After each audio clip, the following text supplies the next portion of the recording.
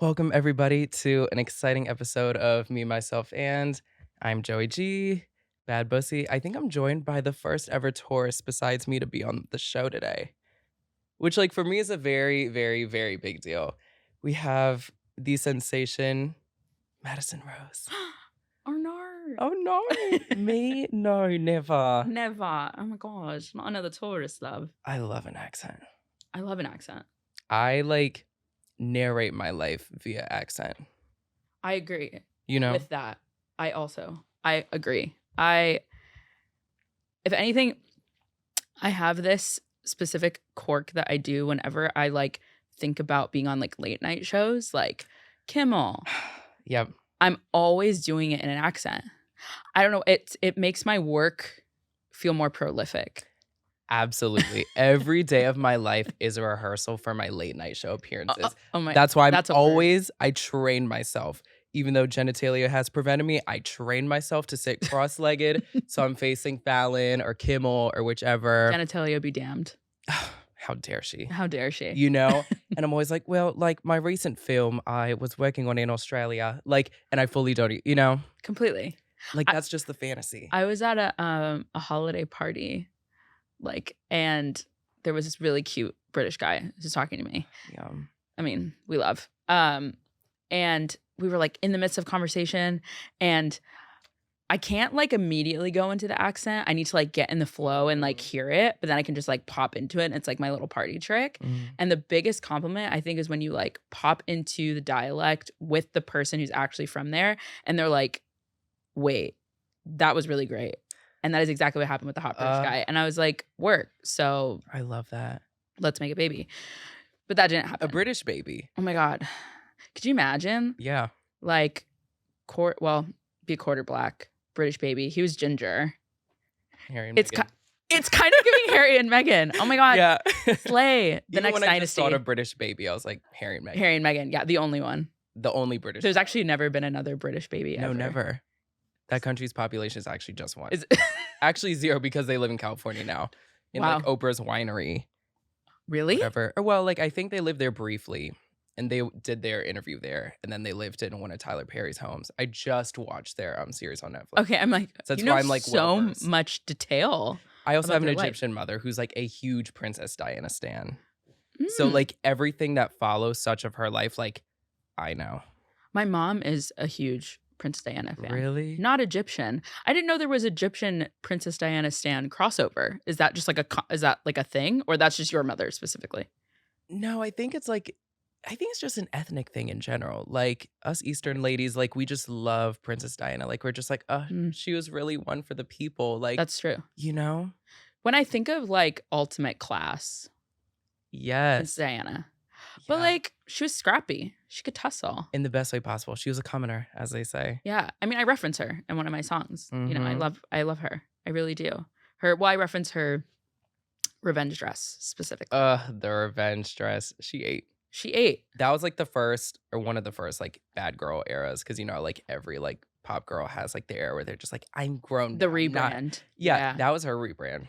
So it's Charles, you think this is funny? Okay, cool. Give me my pearl. Yeah. She ate. She maybe tore. I would say she tore. Down.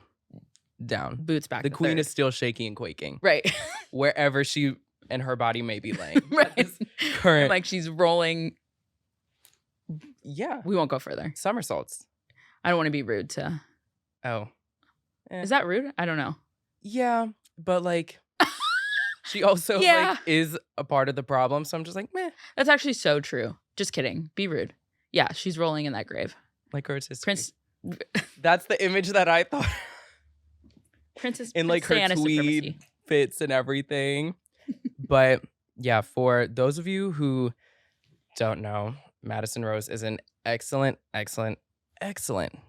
and I mean excellent artist with her latest album, Technicolor, The Full Spectrum, which is out now.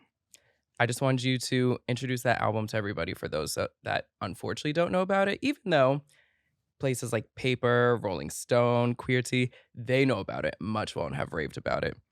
So what is Technicolor, The Full Spectrum? What does that story look like? Technicolor, the full spectrum. So that's the deluxe version of Mhm. my debut album, Technicolor. Both came out in 2022, last year. And I've described it as it's kind of the fall and rise of Madison Rose. There was really no like rise, fall, rise. Mhm. It was just kind of me like stumbling around in the dark, trying to figure things out and knowing who I could be if I fully stepped into loving myself, Mhm. knowing my worth, knowing who's deserving of my attention and my time. And then like what my life would look like with that. And there's a lot of it's a pop album in its truest sense. It's fun. It's supposed to be an escapist Mhm. dream, but there's a lot of different emotions there that I try to, like I want you to be dancing, but also crying, but also Yep. loving, but laughing, and and feeling all those different emotions. Because I know I felt all those different emotions making it. Mhm.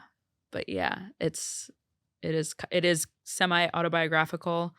So then the deluxe version that came out with 4 additional songs, all those songs are pretty much love songs, and that Mhm. was kind of supposed to be the journey of like when you are, lose yourself, find yourself, lose the people in your life that don't love you in the right way. Mhm.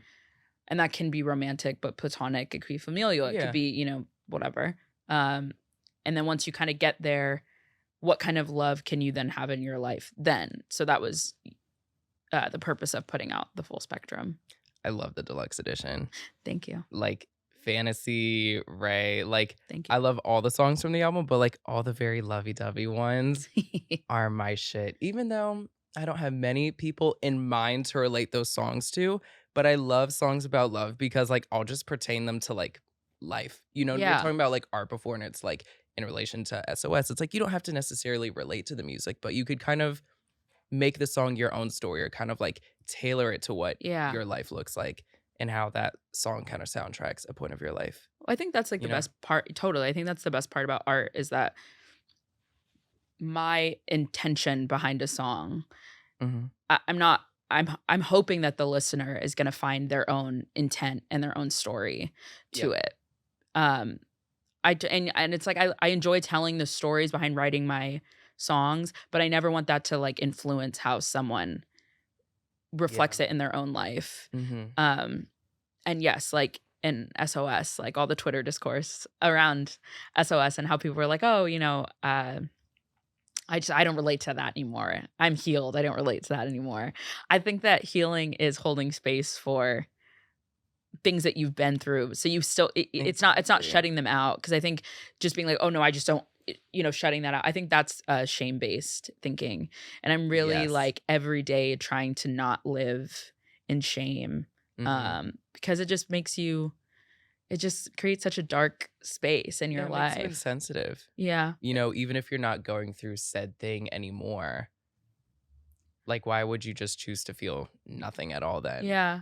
And also you're being insensitive to yourself, Yep. first and foremost. Exactly. And it's it's how you treat yourself, how you treat others. Like if I can't hold grace for myself, I'm not gonna be able to like hold that space for anyone else. Mhm. But yes, no, I love that you don't have anyone to attach it to. I almost think that's better, to be honest. Yeah. Because when they're Maybe I'm there's actually one person. will work. I mean, we're Tauruses, we're lovey-dovey people. Yep. So it's like And there's my always Venus is someone. in Taurus too. Oh my god, wow. Yeah. Cancer Venus. Oh, we're fucked. Fucked. But Damn.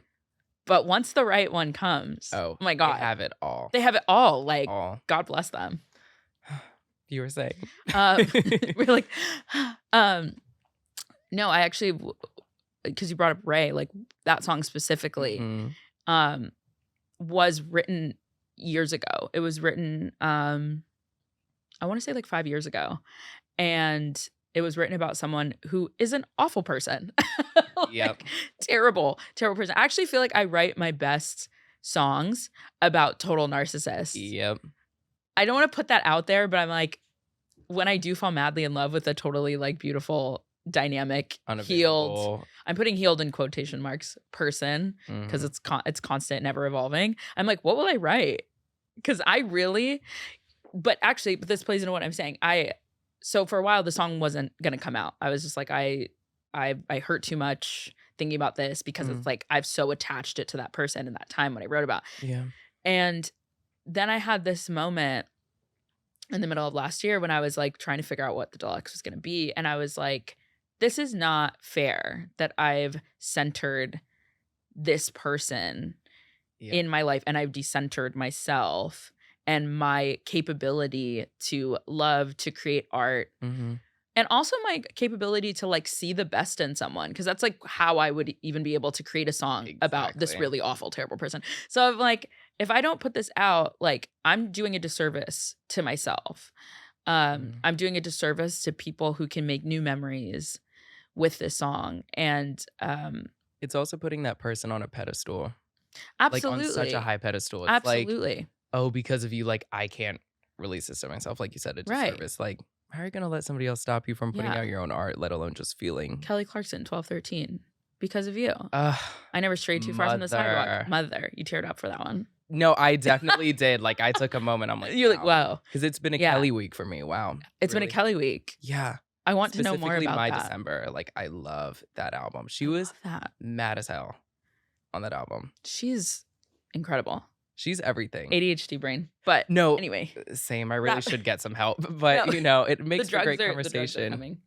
They definitely are. I really hope they do soon. But when you talk about the story of Technicolor and you talk about the rise and fall and vice versa, like, where did you start when you're making the project? Like, where does the arc begin?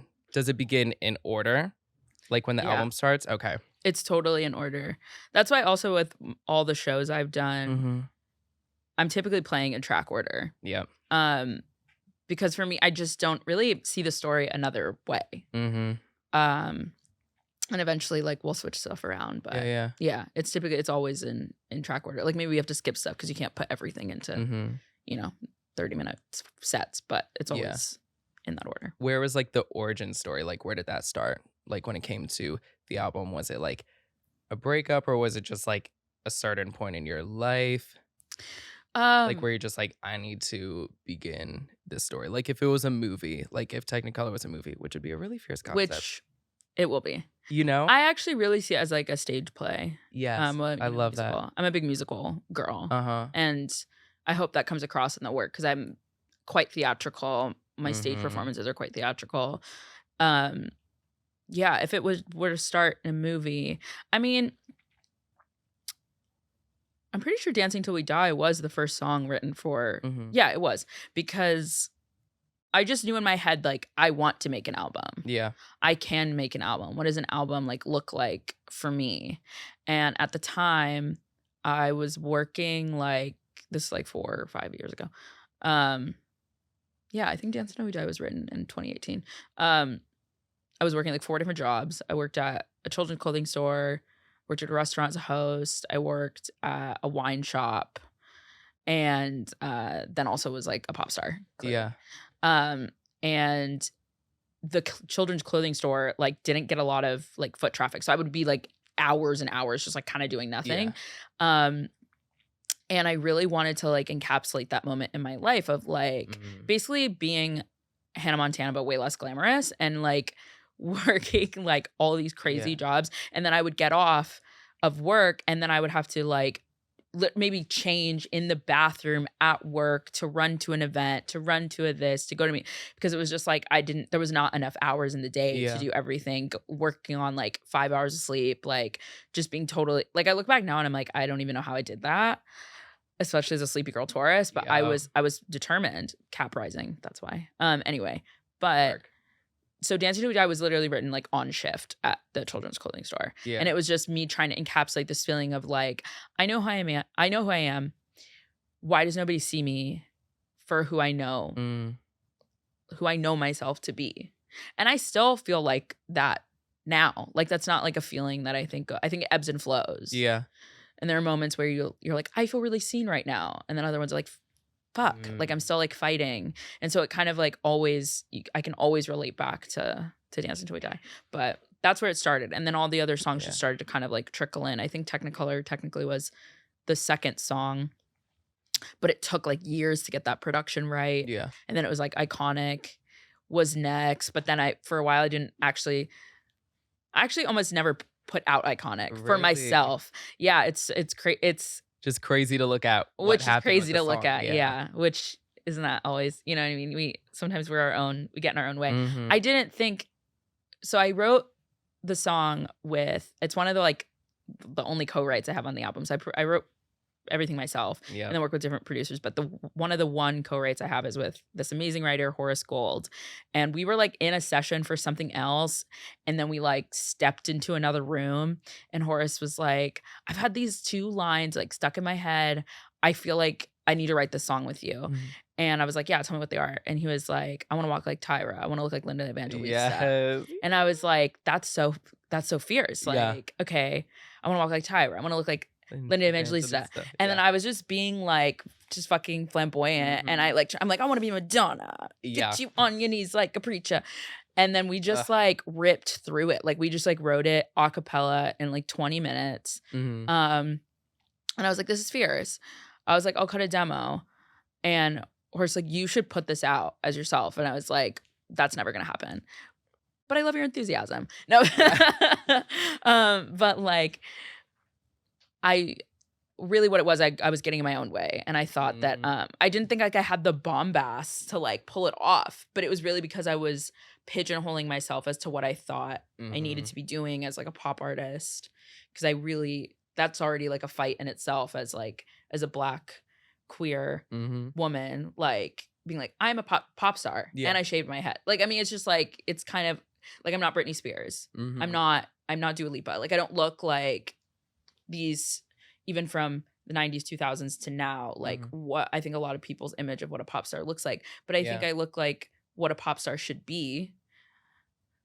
But so then that's like a constant kind of battle, is it's like making choices that feel authentic to me, but all the voices around you that are like, that's not like what it should look like. That's not what it should be. So Iconic was like that struggle for me. I was like, oh, I just don't know. Like maybe it's too this, maybe it's too that. And then I finally just like, I feel like if you went back and listened to like early like vocal demos of that, you would be like, what fire lit under her ass to get to like the last recording that we did, like the final. Right. And it took a while to get the production right. And then finally it was right. And then I like went in the studio with a dear collaborator of mine, Arthur Besna, who like produced most of the songs on that album and then also vocal produces like pretty much everything for me. And I think like it had to happen in the time that it's timing. Had to happen in the time that it happened, but also with Arthur because I feel so comfortable with Arthur. And I was like, you know what? Fuck it. I was like, I'm just gonna just like no barrier. Right. I'm like, what's the worst that can happen? We'll delete the take. And then it was like to get to that and hear it back and even listen to it now. And then how I've like been able to expand upon it like in live shows. It's like I can't even like live. It was everything. Period. Must I say? Period. Yeah. Period. Thank you. Yeah, it's so interesting now because you look back and you're like, wow, I can't believe like that there was that part of me then that was like scared to be what I am now. But it's like, you know, it's all a journey. And that's the thing. That's what like I've realized personally for me and like my own little quarter life crisis journey saga, whatever that I'm going through right now. Period. Me It's too. like honestly the most counterproductive shit to do ever is to get in your own way. Like that is the most counterproductive thing to ever do. Nothing in life is gonna happen. Yeah. Like nothing. And like I was that type of person that would like, I was like a people pleaser, all that, which I still aim to be, and I want to be respectful and courteous, of course. Yeah. But also what I realized too lately, unless if it's like great critiques, like from a producer, from an engineer, from somebody that knows what they're doing, I'm honestly not listening to anyone. Oh, I'm doing what I want. You have to Genuinely. check your source. It's like Exactly. And also it's like, why take advice from someone that doesn't have what you want? Exactly. Sometimes you could only see the vision, even if there is no vision, or even if the vision is a little blurry at the moment, you know? Yeah. I just think it's just like a part of the journey of like being authentic. Totally. You know? I totally agree. I think it's a disservice to yourself to think that you have to know every single step to start, Mm-hmm. because then you will never start. And I'm definitely like guilty of that. Mm-hmm. And it's like that perfectionist, like I just want to Yep. show up like absolutely prepared I and need this it and to that. start like 100%. Yeah. And it's Perfect. just Yeah. like, it can't. Like, that's just not possible. And it's also like living in a lack mentality to think that your art or your craft could never get better than what it is right now. Cause that's almost what stopped me from putting out the album, Mm. was because I had kind of fallen through like different label deals. And I was like, I need a label, like I need backing to put it out. I can't put it out by myself. I can't put it out by myself. And then I Yeah. finally was like, so how much longer are you gonna wait? Like look in the mirror, like at Yeah, myself. literally. And I was just like, how much longer? Mm-hmm. Because like this matters to me, this work matters to me, and these songs need to come out. So it's like, yeah, it's not gonna be perfect. And it's not gonna be like there's not, a million music videos that I want to have, and there's not this and that. But it's like if I didn't do that, we wouldn't be here now. I wouldn't be able Exactly. to have done a tour last year, or like meeting fans, or getting stopped on the street, or just all these like Mm-hmm. amazing little things that are happening, not Yeah. little, big, and all these things that are For sure. happening. If I was like still sitting looking at the tracks on my laptop. So, Exactly. Sometimes, and most times, honestly, it's like whatever you're working on, just put that shit out. Like, yeah. just put it out.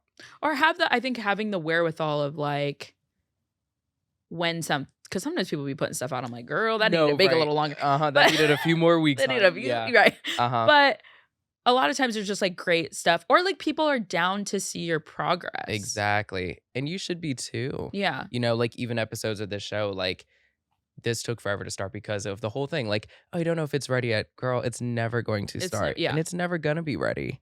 Like each episode I feel like I peak, but that doesn't mean I want to go elsewhere with it too. Right. Like if anything, continuing it just means there's a further future for the show or for your music or for your album or Yeah. whatever it is that you're doing. But how great is that you do something and you're like, wow, this is even better. And it just lets you know there's constant.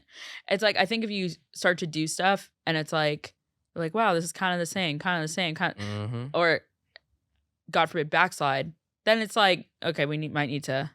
But there's Yep. always room to grow and change and Mhm. improve and like add more glitter, add more sequins, add more rhinestones, like Polish it. Yeah. Polish Perfect it. And speaking of perfection and polished perfection. Tell me more. No, like when I first listened to the album a while back, like what it first gave me, if I were to make a vision board for the album, what it gave me Mhm. in its own unique way was like very reminiscent of like Kelly Rowland's Here I Am, Khalees's Flesh Tone, even like a bit of like Robin's Body Talk, like that pristine era of like Euro dance music that's just like so unparalleled in the best way. What were you listening to when you're making the album? And like, were those albums that I listed or other albums like it what you were listening to when you're making the album?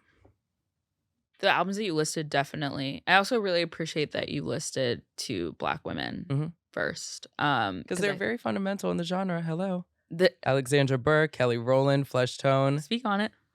And the church said.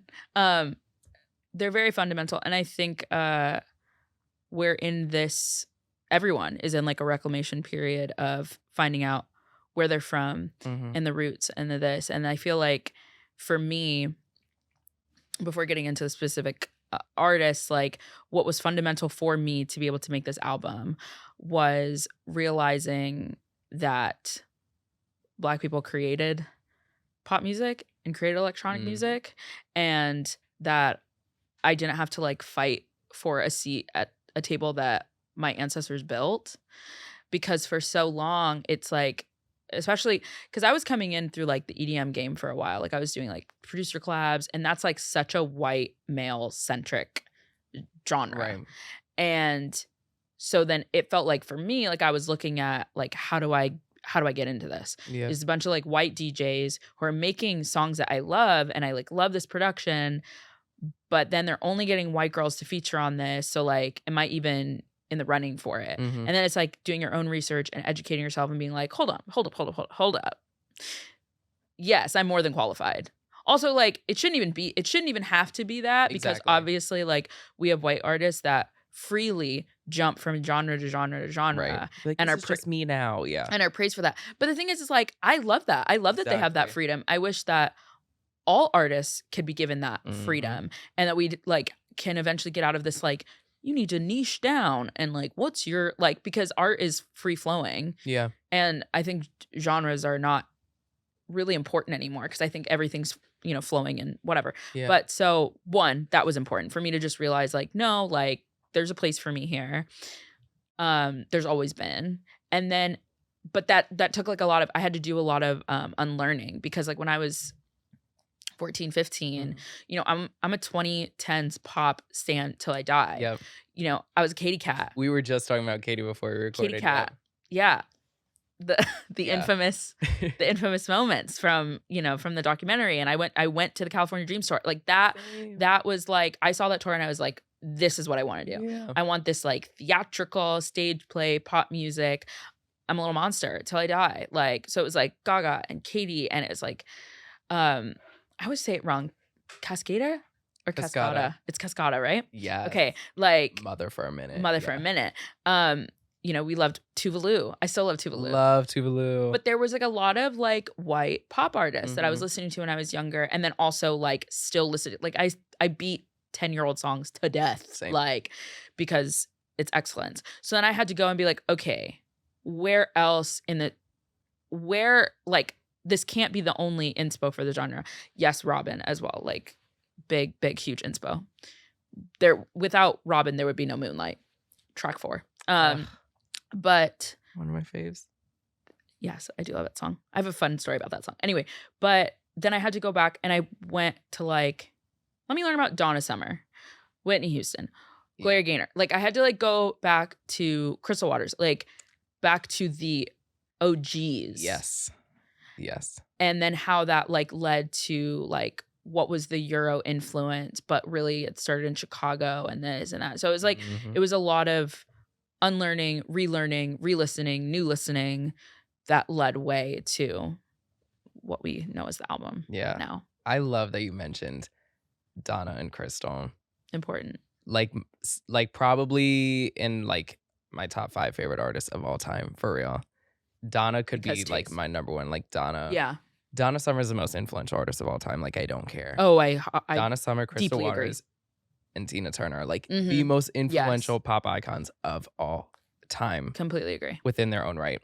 Crystal, house, Donna, disco, and Tina, rock and pop. Yeah. I was really fortunate last year. I got to play Indiana Pride, and Crystal was on the bill. So I got to ride in the van. We rode and sprinted together, and lovely, amazing person. I mean, obviously insanely talented. Yeah. And also just so gracious. Because I told her, I was like, thank you so much for what you've done. Because you paved a way for girls like me.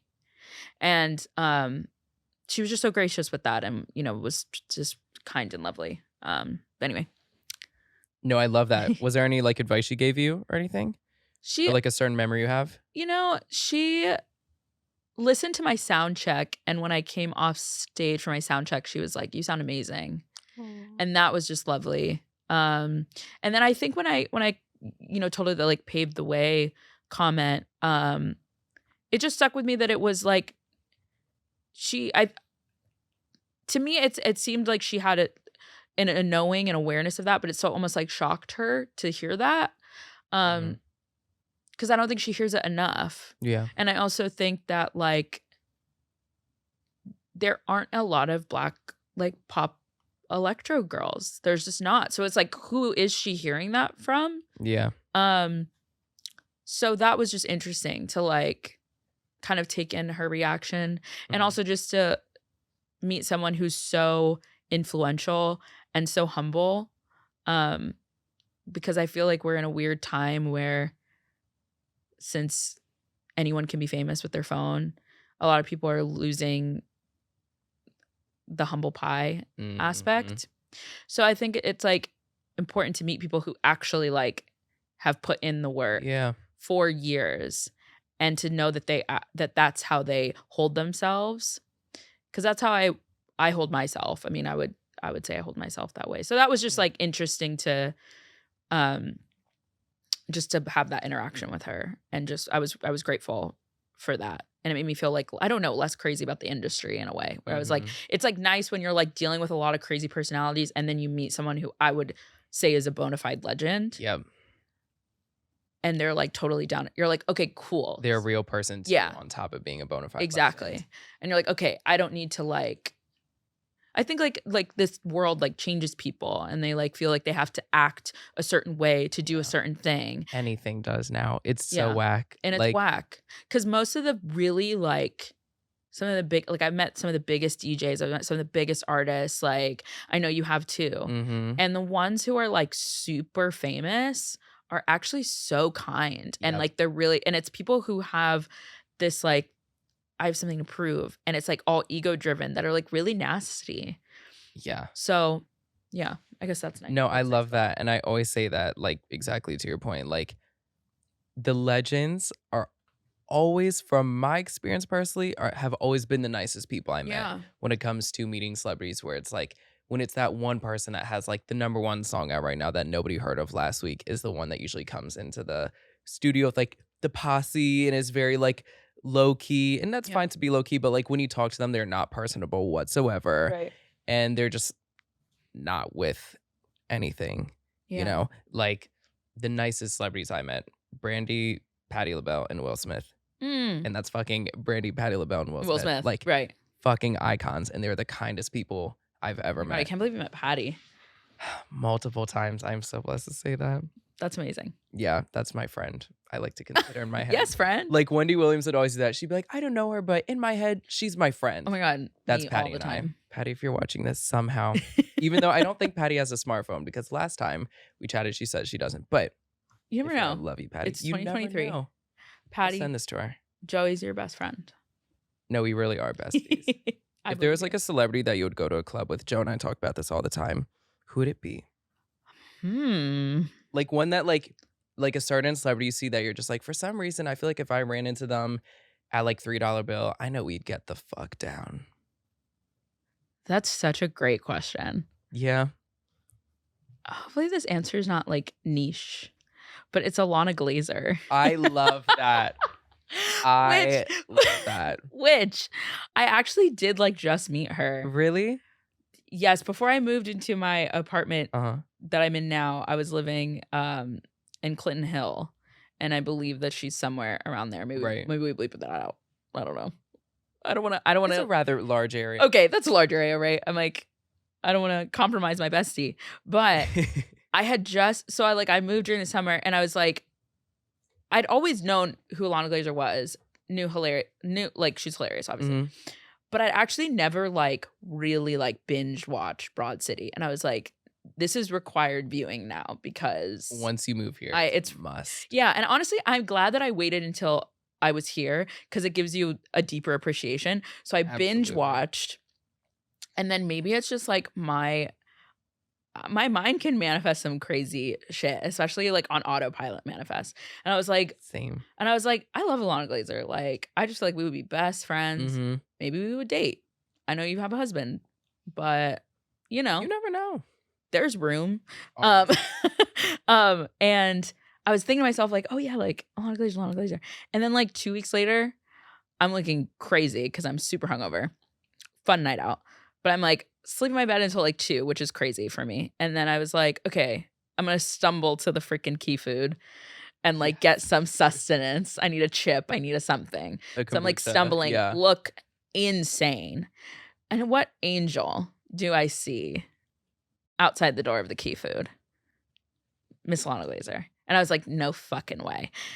And I'm like stumbling, and I'm like, of course, I look like this. I actually had a moment where I was like, should I go change? And I was like, there will not be enough time. A quick change, yeah. Just a little quick change, a little quick drag, some quick mascara, beat, something. There was nothing. And so I was like, no. So I go in, and Alana Glazer's like picking her leafy greens. Wow. And I'm like, Queen, I just need to let you know, icon, legend. And she's like, oh my God, thank you so much. And I was like, I look like the inside of a dog's ass right now. However, I had to tell you, and she did crack up. So I did make Bestie laugh. Yay, love it. And she was like, Like, no, that's me. you look beautiful. And I was like, stop. And I put my finger to her lip. No, I'm just kidding. I didn't do that. But in my head, Drop the spinach. yeah, she dropped the spinach and then we like rode off into the sunset. But anyway, yes, I met her there at the Key Food. So eventually, hopefully there's like, you know, we have a friend date and I'll be like, I don't know if you remember meeting a girl who looked like the inside of a dog's ass at Key Food. It's a very memorable story. She is, I would say so. Yeah. She is the woman that you see before you. Wow. But I don't know. I think we could be friends. I think we would have like a bitchin' time at the club. That's the beginning to like a very excellent Lifetime movie. There's a buddy comedy in there for sure. Yeah, there definitely is. I could see that. Yeah. Abby gonna have to watch out. Once Abby, again, there's room for 3. There's always room, as the know? great Britney Spears said. A referential legend. Peter, Everything Paul, is and always Mary. a reference. I love it. You're so well studied. You're just like me. I fucking love it. It's the gay dictionary. I was thinking about that earlier today, like the other day. I think I was just like, once again, talking to myself in an accent while like doing my dishes. And I was just like, Yes.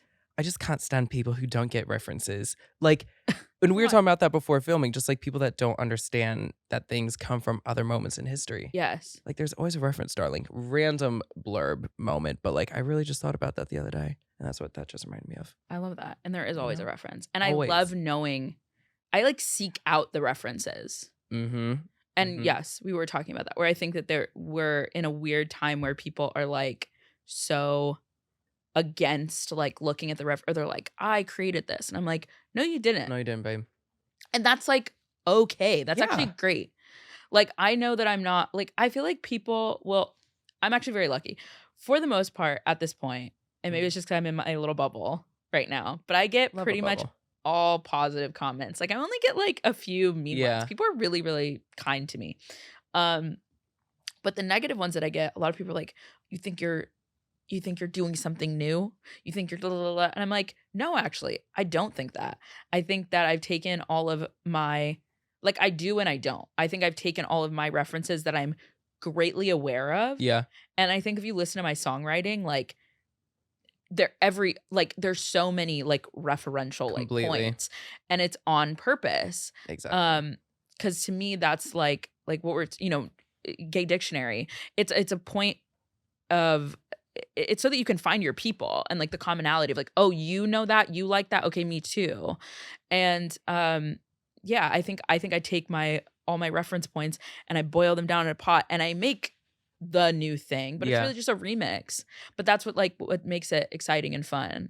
And like, I don't have a big enough ego to think that I have made anything new. And I think no one should have that big of an ego. Also, like, how much pressure to be like, create, like, why put so much pressure on yourself as an artist, a creator? Like, Exactly. make something completely new. Right. Oh my God, give me a break. Yeah. Even Go I have think fun. it was one Touch grass. episode of Drag Race. I think they were doing Snatch Game or something. And one of the contestants wanted to like go outside the box and da-da-da. Whereas like they had one character that they know how to do and do very well. But they're like, oh, well, that's what I'm known for, blah, blah, blah. And Rue was just like, girl, you don't have to reinvent the wheel. Right. You don't have to do it. Just do it better. Do what you do best better. Yeah, I don't know where this comes from, where people are like, I'm gonna make it hard. And I get that because I do it too. But it's like, I think it's, we all are like, I have something to prove. And it's like, or just like do that thing that you do really well. Exactly. I'm not the only bitch with a podcast. I mean, It just might be the cutest one. it's definitely the cutest one. you know? But The color story is definitely the best. I mean, today we're very much giving Earth sign takeover I know. today. And I was getting ready today and I was just like, I'm going to wear green because I'm meeting with my Taurus sister today. And you're fucking wearing green too. Our minds. That really made me so happy the moment you turn around the corner and I was just like, fuck yes. Ugh. We're color coordinated. And I We see each other. almost wore my Air Force Ones. Yeah, my Nikes too. Really? But then I couldn't because I had to do the penny loafers. I love I'm a putting my little shoes on the loafer. couch just so we can. Oh, I love your perch. Just like Mariah, like always in old Mariah interviews, she's always laying down on some chain Well, I lounge. wanted to, but I was like, I felt that someone was gonna be like, "Why are your shoes on the couch?" And I was, then I'm like, That's I had a fine. white mom. Sorry, she wasn't. No, I was kidding. My fucking grandmother's everything covered in plastic. Yeah, Everything. You can't do anything on it without it. making the loud squeak. noises and waking up everybody. But also it's like we didn't, these can be easily wiped, and I look cute in this perch, so I'm gonna stay here. No, the perch is really yeah working. Like this should just be the thumbnail for this. Like this is really hot. That's hot. Okay, making a fucking note of that. But I wanted to get back to yeah. I'm sorry. Don't ever apologize for a tangent, hun. I love me. Don't a be tangent. sorry. Be sexy. Yeah, so true. Exactly. You know what I tell myself? Don't be sorry. Here's another tangent. Don't be sorry. Be fierce. That's what RuPaul fucking said. Be sorry. Be fierce. Like when somebody like fucked up in a challenge, you're just like, I'm sorry. After being told they're safe, she's like, I won't ever do this again. And Ru's just like, don't be sorry. Be fierce. And I'm like, that's fucking everything. That was a great RuPaul impression. Like the face. Really? It was really great. Was my posture It was the enough? posture, yeah. Because Ru be snatched and everything. So her posture, yeah. Sweatpants, but corset. Sweatpants under the desk. We see each other. What, speaking of drag, what other drag legends and performers have you worked with? Because I know you did the whole Pride tour over the summer and everything. You mentioned to me that before, like the other day, that you had some girls that you were working with. Yeah. It's been so interesting how. So when the music first started coming out, there's a lot of like fan edits, Ru girl fan edits, to Iconic and just some other songs. And I remembered like looking at them and I was like, we're gonna call this like a group manifestation that like eventually this is gonna like actually get to the Ru girls. And it did. And I always will credit her every single time because she really did change my life. Morgan McMichaels, the legend, the diva. Love her. The realest bitch you'll ever meet. Real. And she found Iconic, and in her Morgan way, like was commenting on this Instagram post and was like, what the fuck is this song? I almost just crashed my car. And followed me and then like messaged me and was like, I'm literally like changing my gig tonight to this song because the song is like so fucking fierce. And from that, it kind of like spiraled where it was just like, it was like so many Ru girls or just queens in general, not just Ru girls, drag queens from all over the world started doing Iconic in their sets and then like branch out in to do my other songs. Yeah. And it's just so crazy to like see videos of your songs not only being played but being performed, inspiring somebody's art in parts of the world that I've never even been to yet, and getting messages in like languages I gotta Google translate, but it's like Iconic is Iconic or like whatever, wherever it's from. And like but I have to credit that to Morgan. And then it's like, and then it spread to other queens and like, from the deluxe, like Thunder, like Aquaria was just playing that was DJing that at the most recent like Drag Race premiere party. And it's just like the songs just kind of like organically like make their rounds. And that's really fucking cool. Cause to me, like you can't say that you're like you can't say you're a pop girl until the queens are doing your songs. That's when you've made it. Yeah. I do feel that way for sure. Like I'm like, who knows how far it will go. I know how far I'd like it to go. But like at the very least, I'm touching a culture that has meant so much to me and inspired me so much. And that like is already such a beautiful thing. Yeah, and that's the thing. It's your community too. Yeah. Because you identify as queer as well. So like I want you to expand too on like the importance of being a queer Black woman and a pop artist, which you touched on earlier before, but yeah, that's very important. Well, too. I came out as pansexual during the pandemic. Pan in the pan. Love. And branding. Always. It's too much. But but I'd always, you always have that knowing, obviously. But I was like, I'm just like a fierce ally. And so I think I still have moments where I have to like remind myself, like, no, like this is who you are. Yeah. And like we're stepping into that. And what does that look like? Because it's like also it's like coming into like your sexuality when the world is shut down. And then I think what that looks like now that the world is like we're constantly going through every day a new reopening, a new phase, a new this, like Yeah. it's a constant relearning or like knowing of yourself. But I think in the music it's so interesting because like you listen to the album and it's so inherently queer, but Very. so much of it, if not all of it, was written when I was in the closet. Like, Yeah. and it's weird to even say that phrase because in my head I was like never in the like I never was closeted. It was just like, oh, that's just not like I relate a lot, but it's not, you know, I'm not queer. I'm not this. I'm not that. And I think that also comes from the biphobia, panphobia in the world and how people feel that like you've got to have a certain amount of experience to claim something. Yeah. When it's like you don't need any experience to claim being straight. Yeah. And I think that was where I had to get to like be comfortable. Which honestly you could like relate that to anything. It's like, you know, I call myself a pop star and people would be like, you think you're a pop star? And I'm like, I don't need to have like whatever you think I need to have to call myself that. If I know I'm working hard to be that person and to learn the skills I need to learn and this and that, then like, why am I not?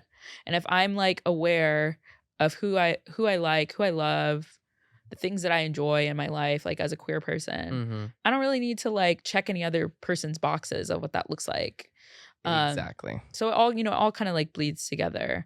But I think as far as like my queerness in my music and like that representation, I think it just all goes into like not being ashamed of who you are and like just like living authentically and truthfully. And it's been really inspiring to see as like as much as when I peel back like a new layer of myself, how fans respond and how like or just like in the universe how it responds. And it's like I have this new realization of myself, and then it's like you get a message from someone that's like, you helped me come into like my bisexuality. Or like one of my favorite like moments from last year was I played Sacramento Pride and I met someone who like during the show I was performing Technicolor and there was this person in the front row who was like singing every single word. And I was like on the mic, I was really shocked. I was like, how do you know this? Yeah. And then I ended up meeting them after and they told me that Technicolor happened to come out on the same day that they announced their transition.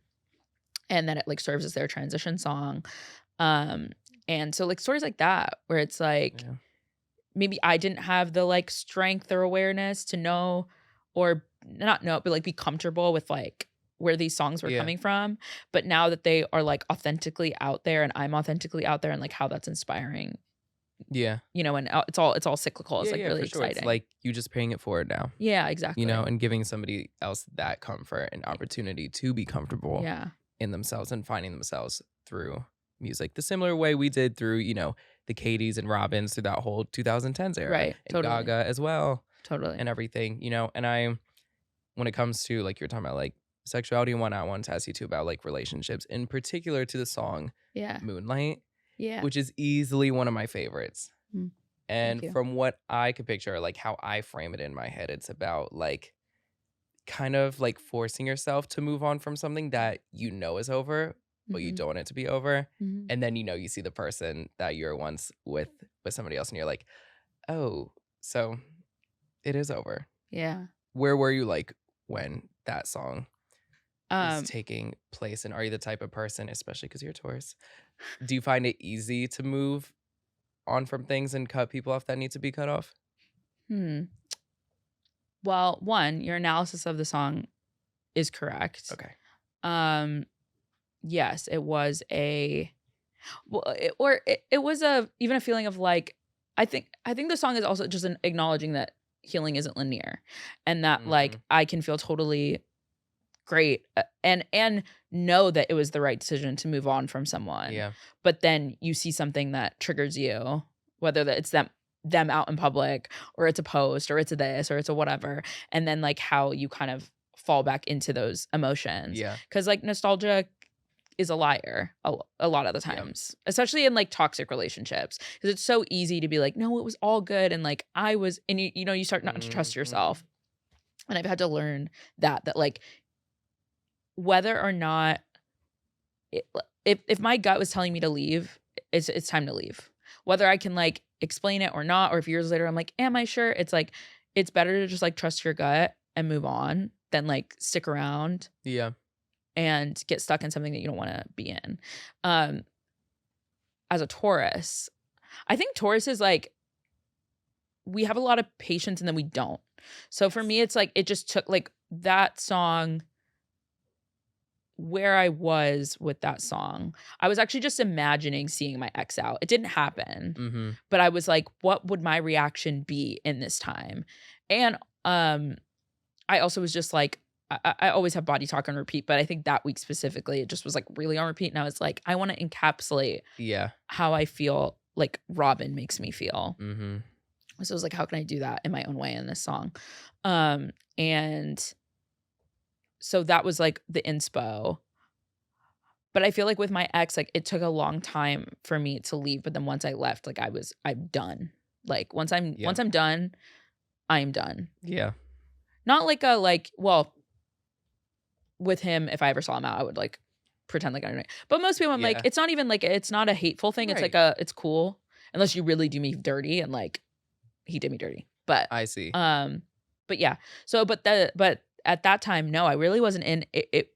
I think we'd been broken up for a year actually. So I think it was like I was in a very like I guess healed place, but that Mhm. is what allowed that song to even happen. Because I don't think I would have been able to have like nuance on the topic without that space from it. Right. But I actually wrote it when I was visiting like a restaurant that I used to work at, and I was like sitting at the bar like waiting for my friend to get off work. And I was like looking at like the lip print on my cup that I was drinking. And Mhm. that's like, and I was thinking about how it's like really hard to get lipstick off of cups, and how like the dishwasher in the back have to like specifically like, Yeah. because I used to like pre-clean cups for our dishwashers when I worked in certain like things like just like Mhm. little stuff like that where you help the team or whatever. And so I was thinking about that. And then that was what kind of inspired the lyric, wash my lips stain off the cup. Yeah. And it was like how you can get rid of the physical stains of people, and Right. you can like rip up the photo, but it's like those emotional Still there. stains. Yeah. And they come back and they're like, damn, I thought I cleaned that up. And it's like, it's just, it's a part of you now. And like, how do Mhm. you deal with that? Yeah, and sometimes like there's nothing left to do but just kind of like ponder in that thought for a moment. Yeah. Like I have a lot of those moments too that happen to me. Like there'll be certain people within kind of like my expanded friend group that like maybe we used to have a certain fling or whatever, and then it ended abruptly or something. But I'll have a moment where I sit and think about on like the way back home from seeing them at the club, and I'll just be like, how would it be if we Yeah. turned out? Like it'll kind of Totally. start as like not like a sad thought, but like a little like, oh, that's so sad that we didn't, da-da-da. Yeah. But then I'll think it just like, how would it be How would if it we be? ended? Kind of Ugh, just like sit and be I love the present in that fantasy. thought. Yeah, Oh, I can run with a fantasy. that is me. I am like exactly what you're saying to being Taurus is whatever. Like I love a fantasy. I love a lavish moment. Yes. Any of it. I love like a honeymoon phase. I Mm. love being giddy. Mm. Ugh. It's like there's a huge wall, but once you break it, Oh hun, my God. Please. oh gosh, you gotta get me together. Right. So That's why it's so hard when it doesn't work out, because then it's like, it takes so much to get us there, and then we're there, and then it doesn't work out. And it's like, I'm like trying to work on my bounce back ability with things like, yeah. but But I don't it's realizing that it's okay to do that. Yeah. And then I feel totally. like that helps you bounce back. Cause I'm the same way. Even when I get mad, like I like to be composed and demure and ladylike at all times. Glamour. Glamour, all glamour, But when I get pissed, Yeah. I get pissed. Oh, yeah. It's like the whole Taurus thing. Like yeah. we're It's flip literally table. bulls in a fucking Yeah. yard, chilling, eating grass. But then you pull out that little like red thing, Chomping horns on are the 10. out. Yeah. And exactly. Then it's, Then it's over, and the whole crowd is watching and cheering like Right. it's a wrap. And it's so true. Oh my God. And so You're when I bringing me get, back. You're bringing me back to a certain time in my life. oh yeah, I had that certain time. Well, in it's my just life. when I was working in restaurant, like I was maitre, Mm. and it's just like people can really bring it out. Like I was really cool, calm, collected, Mhm. but it's like when people would just be Yeah. entitled, Oh my That's God. my biggest pet peeve. That's it. Well, and it doesn't help with people really love the drama and they love like, because Like, there's ooh, Madison's pissed or Joey's exactly, pissed. It's like, this exactly. is a rare Well, occurrence, but you're gonna get a show, honey. there's Yeah. also like a certain like, I think there's a nuance to being like mad and like sassy Yeah. that Tauruses, I think, are really great at. Like we're like a very entertaining form of I mad. was just about to say that. Where like some Yes. people it's like they're mad and it's like it's scary. But like we're like I it's like joke when I'm mad. it's like very fierce, bitchy, like it's like the Real Housewives brand, I fear. Yeah. Like flip table, but it's kind of like glamour. Yeah. It's like my I'm nails only flipping this because there's a bunch of glasses on it. It's Exactly. gonna make a dramatic crash exactly. effect. And my nails didn't break. As I did, you know? And that's the thing for me, like I get myself in trouble because I have a way with words. Like I know how to read somebody down eloquently and I hate it because it's like I'm either not saying shit at all, especially because like for example, my best friend Giuseppe that you know, he's an Yes. Aries. So like it don't take him long to snap, which I love because Right. we need people on earth like that. We do. I, however, am not that. And you made a point earlier about like us Tauruses, like we're very patient. Like I like to say I'm tolerant, but I'm impatient. Mm. So once I get past that point of being tolerant, Yeah, tolerant actually is a better word, I think. you know, like I'm not holding back. Like if I'm wasting time out of my life to read you, I'm reading you the fuck down. Right. And then I'm even just like, huh? I'm like, I almost hurt my own feelings on that one. Yeah, Yeah. exactly. But it's always like fun. Like I Yeah. like to like kind of phrase it together like a joke. Like I'm writing like totally. a comedy script or something. I Yeah. don't glamour. I also glamour. I also like a tight little, like a little bite, like a little Ugh, read. I love Like when a men would like, nasty jab. yeah, like when like straight men would like throw fits about tables, I would just like wait for them to finish. And then I would look at them and I'd go, your mom never told you no, huh?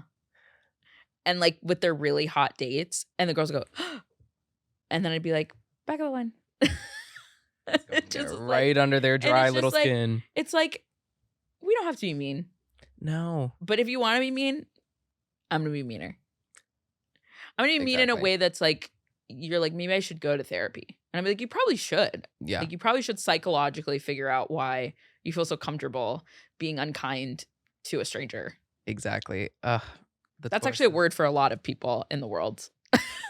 A lot of you need to figure out. I tweeted this. lot. I was like, girl, you do not need a tarot card reading. You need prescription drugs. That is very fucking true. People be That's a like, self call out too. You'd be like, I need, like, what's yeah. the future? I need help. And I'm like, you Doctor. need Lexapro. You need ZocDoc. you need a Lexapro. cerebral subscription. Yeah. X-ray, brain scan. What is it called? MRI. CAT scan? Something. Something. Scan down. Something that takes a deep look and that isn't just deep provided look. on YouTube via Deborah just sweeping through cards or whatever. Yes. Deborah not gonna tell you things that you Yeah. need to know. Love Deb, but Love her. yeah. Glamour girl as well, but Yes. not the girl for you in this current moment. Let's get that healing together. True. The golden girl, maybe, but not the girl. But not the girl. True. Exactly. I wanted to also ask you, since we were gifted with the deluxe version, of course, is there a follow-up to the Technicolor story, or does the story end here and you're ready to embark on the next chapter? I would say the story ends here. Okay. And I'm definitely ready to embark on the next chapter. I've already like been teasing said chapter on Mhm. TikTok. The next chapter is called Monochrome. And I guess we can cycle it back to our love of Diana, the rebrand, the dark girl era. Love. But it's Smell definitely like, yeah. yeah, it's definitely just gonna touch on some similar themes, but just in a different way, more in-depth way. I also want to speak more about like my mental health. I have depression and also I'm bipolar too. And so that's actually what the song Monochrome is about, is kind of living in this like black and white thinking. But also then the black and white making a gray space and like what are all those things. Mhm. And like by definition, monochrome is it holds many definitions in one, because it is like a black and white photograph. I think literally if you Google it, it's like that's the lead definition, but then it's also wearing something of all like, not wearing, but something in all one color. Yeah. In my fashion diva brain, I'm like, it's wearing all one color. But Right. so it can have those multiple definitions. So I want to like play with that because I hate living in binaries of anything. Like I just Yeah. feel like as people, we're so much more nuanced than a lot of times we give ourselves credit for. So I want to express that more and just use darker sounds. And like obviously living in New York now, there's just new experiences that I'm having that are inspiring me, and like the club scene here. Yeah. The clubs, it's got to be in the clubs. Gotta be in the clubs. Got to be in the clubs. So I'm excited. I don't know when that's coming. That's the first comment all the time. When is it dropping? I have no idea. If I knew, you would know. Yeah, and but as Tisha Campbell once greatly said, it's the journey. It truly is. It's the journey. It truly is. It's all about that. You'll get the music when you get the music. And I believe Miley said it was about the climb. That song hits so intensely as a 25-year-old. Like, yeah, don't press that song like when how I'm on the old M was train. She? Like she sang that. Like sperm years old. Like she was like a child. Yeah, preaching. like did she know? She didn't. Or she had an understanding in that we have understandings of things in different ways. Older for her age, maybe. Because I'm like, I listened to The Climb and I remember it being like relating. Yeah. But I haven't listened to that in a long time. And I don't know if I'm in the mental headspace to listen to it right now. 2022 for me was like leaving work, going home on the M train, riding over the Williamsburg Bridge, just like sobbing at that bridge. Right. Like she did that. I think hearing her wail "Keep the Faith" would send me into a spiral right now. That's the first thing that I think of when I hear that song. And that's the part that usually sends me into a spiral. Yeah. But there's tears right now. So I know you could see them. Yeah. You could see them. I'm holding on. Listen. And this Wet n Wild mascara is holding on too. Slay. Wet n Wild, always. Never an expensive mascara. That's such a waste of time. It's a waste of money. That's such a waste of time, money, glamour. Glamour. Yeah. You could get Glamour at Dwayne Reed. Oh. Glamour lives in Walgreens. Oh my God. Glamour lives at CVS. We need a Dwayne Reed sponsorship. Oh my God. That Getting would Glamour be at Dwayne Reed. So fierce. I see it in your future. Forget Sephora and Ulta. You could catch me at Dwayne Reed, right. which like isn't too foreign to my life right now, honestly. I think that's like very economical and classy and lovely. That is. Because I think after a certain point, it's like, what are we spending money on? Yeah, just like some things are just a little, it's a little much. Like $50 lipstick. It's a little much, doll. This is like if you got it, love it. But you also just like don't need to do that. Yeah, I'm just trying to buy some wearable Play-Doh and colorful dirt to put on my face. Essentially, that's colorful what it is. Dirt. That's essentially what an eyeshadow palette Maybe is. That's the follow-up to Technicolor. Colorful dirt. That is actually kind of cunt. It's a little cunt. Now that I think about it. That is fierce. I'll keep it in mind. For sure. And please come back. Like when that comes out, whenever. Because you are really a key. Like we had our little moment. I think I met you for the first time in Baltimore. Like I think I met officially. Because I think I walked by you at that one paper magazine party there was here a few weeks ago. Oh. Maybe. It was in like Fide-Eye or something at that one. Yeah. Okay, yeah. Like I remember seeing you there and I was just like, is that Madison? That was such a like. Yeah. It was a lot. Yeah, it was like, I mean, shout out for the invite, but it was. No, I loved it. Yeah, it was gorgeous, but it was just like so many like cooler young kids. And I was just like, am I old? I'm 25 only and I feel like I'm so old. It's like all these like really cool 18-year-olds and I'm just like, shit.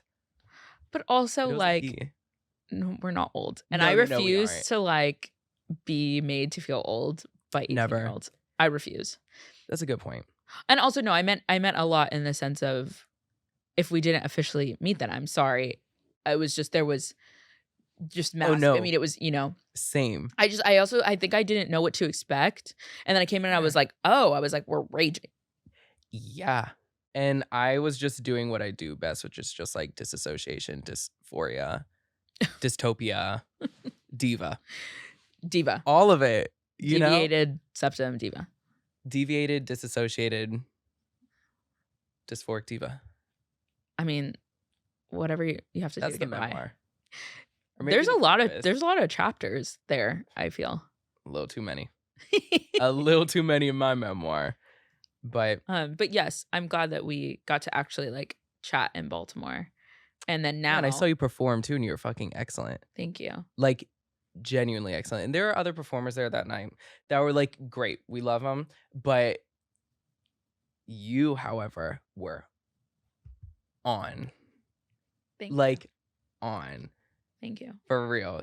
Even like I turned to Joe because, you know, he's been living for you, but he would watch like your performances online or whatever, but I didn't just get around to them. And I was like tapping him on the shoulder so many times during the performances. And I was just like, this is everything. Almost like when you're just like nodding your head no the whole time during a really sickening performance because you're just like, this is so disrespectful. And then you brought out the fucking iconic megaphone. I love her. She's a prop. Yeah. A prop queen.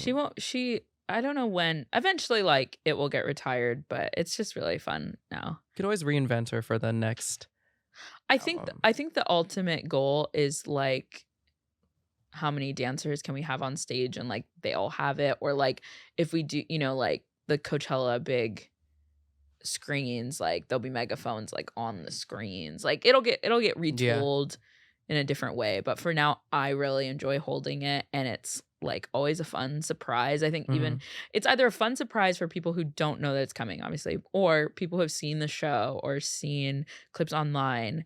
It like becomes the part they're like waiting for. Yeah. You know, like like you're just saying, you don't have to reinvent the wheel. Like a good bit is a good bit. A good bit. And it's a good bit. And plenty more bits are coming. There's a lot of bits coming. There's a lot. I fear. What do you want coming for you in the new year to end us off? Since we're still in like the January, you know, beginning the year moment. I know we are, huh? What bits do you want from Madison Rose in 2023? You know, 2022 was really exciting, but it was a lot of work to the point that, you know, some parts weren't as enjoyable as I would have liked them to be. Because it was just so much sensory overload. Yeah. World reopening, first tour, meeting fans, bus, club, another club. Like it just was, it was plain, next place. So it was just a lot. And I and I think this year I would actually like to move a little slower. And I'd like to reinvest in my creativity that doesn't feel like I'm like monetizing it all the time. Yeah. Like I want to teach myself to produce and DJ and do other. I'm a really crafty person, like getting back into like, I just got my new apartment. Like I love interior design. Like I want to do things that are for me, not necessarily for public consumption, or if they are, it's like I'm having a lot of fun. I need to have more fun in my life. Fun is very, very important. I realize your wants are honestly more important than your needs. What you want is very valid. What you want is so valid. You know? And you'd like deserve to have your wants. I think it's, especially if you come from like, we had both mentioned before, like coming from poor households, you know? It's like you're taught like it's only the needs all the time. Yep. And it's just like, if you're fortunate enough to be in a place where you can expand to your wants, like you need to, because it's just so dreary, like if not. And even on like a budget, you still need to like make room for like buy yourself flowers or like do something, you know what I mean? It doesn't have to be like super Take expensive. yourself out. Yeah. Like, do I have to be up tomorrow morning for filming? Yeah. But I would love to go see a drag show tonight. And that's exactly what I'm going to do. Oh my God, slay. You know, that was like an example, but like. Oh, I was like, that sounds so fun. I mean, that's probably going to happen. I was like, where are we going? Oh, I'll let you know. Oh, it's probably going to happen. Oh my God, I love that. This is the best part about like living in New York, honestly. And this is a part of why I moved, is because I was living in LA and I was miserable. And I was like working, miserable. And then I think moving to New York has given me such a better work-life balance. And I think one that's just like inherently things are more accessible here. Yeah. But I think that's why I feel like vitalized and reinvigorated as a creator, artist. Yeah. Because there's just so much all the time, all around. And it's like important to not get stuck in your own little. Yeah. That's another thing Completely. I want to do this year, is be less like and I'm gonna expound so it makes sense, be like less aware of my own shit, like less like of the Yep. bullshit that doesn't really matter. And like I just get so caught up in my like the minutia of my life, and I'm like, touch grass, go outside, go to a Yeah. drag show, Breathe, girl. breathe. Yeah. Like it's gonna be okay. Slow down. I've gotten this far. Yeah. I didn't die yet. We're okay. Everything worked out. Yeah. So that's what I want to do this year. That's gonna happen. Yeah. So probably new album like next year. Love it. I mean, everybody has a full-on deluxe edition of your album Yeah. to go stream. That's the thing. Honestly, I'm like, I leave it in the hands of the gays to like They got it. Yeah. this album needs to be like at least 10 times more popular by the end of the year. And Which like will happen. I've done enough work. And then by Like, the you time do the it new now. album comes out, everyone will be talking about Technicolor and being like, y'all weren't there for this one. Or Right. like, Oh my she was God. light years ahead of her time. Which They love you a are. they love a gatekeep. They love that moment. But It's they cute. also better love streaming because it really is like really genuinely. We love streaming. Vinyls are Excellent. coming also. Oh. Send me the pre-order link. Period. It will be going live. I'll make a few more coins. Maybe go make some money. I'll be getting one. I think I'll just send you one. An exclusive. Right. I love you. Thank you for I love coming. you. Thank you. You're gonna come again and again and again as many times as you want. Because you're a fun fucking girl. I would love to come again and again as many times as I want. love a multiple coming. Mm. I love a multiple come moment. I want that in 2023. And on that note. And on that, thank you for real. Thank you. Everyone, thank you for watching. Hopefully y'all come again in whatever way you want to. And let everybody know where they could find you, stream you, all of the amazing things. Madison Rose. Madison, like Madison Square Garden. Rose, like the flower. At I am Madison Rose on everything. Twitter, TikTok, Instagram. Lovely. I'm on all streaming platforms. Come find me. Come talk to me. I respond to pretty much everyone. I love talking to people. So shoot me a DM. Tell me your favorite song. Hot. Thank you. And y'all could see really unnecessary thirst traps of mine at Bad Bussy. And stream this shit on YouTube and wherever the fuck you stream your podcast on. We'll see y'all next week.